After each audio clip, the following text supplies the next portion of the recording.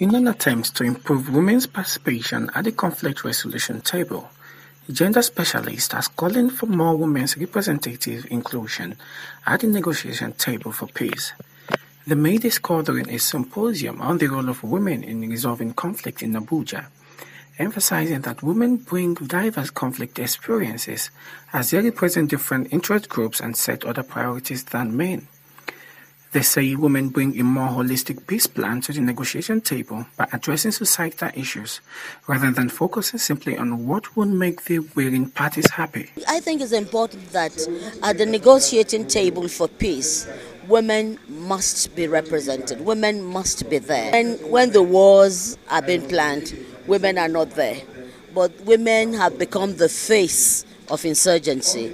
So, who bears the brunt? The women. Because they bear the greatest brunt of every conflict, from the home to the community level.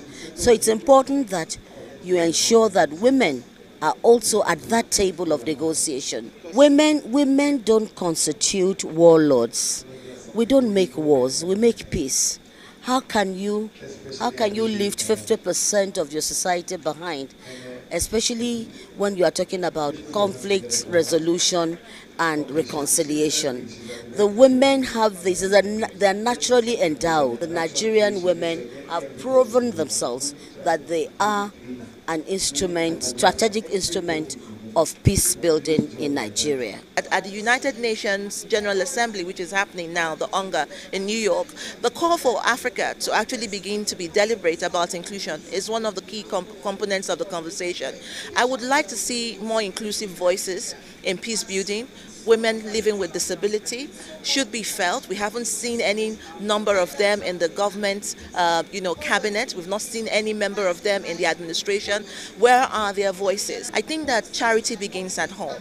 How are women involved in strategic intelligence gathering at the community level? How are they involved in reconciliatory processes at the community level? And most importantly, how do we take responsibility of the currency of the women network that we have that are so vast in the civil society space, and how is the president implementing? The key conversation today is for us to look at and review how we can intensify the voices of women, how we can embolden the voices of women, not just women but also women living with disability, because the causant effect of war, terrorism, banditry, community clashes are people who would come out with disabilities. And so how do we also shape their voices in that space? To remove that demographic from the conversation of mediation is an absurdity, and I think that the president should review that conversation and rethink its strategy in including women's voices in foreign relations and intervention and peace strategic engagements. The role of women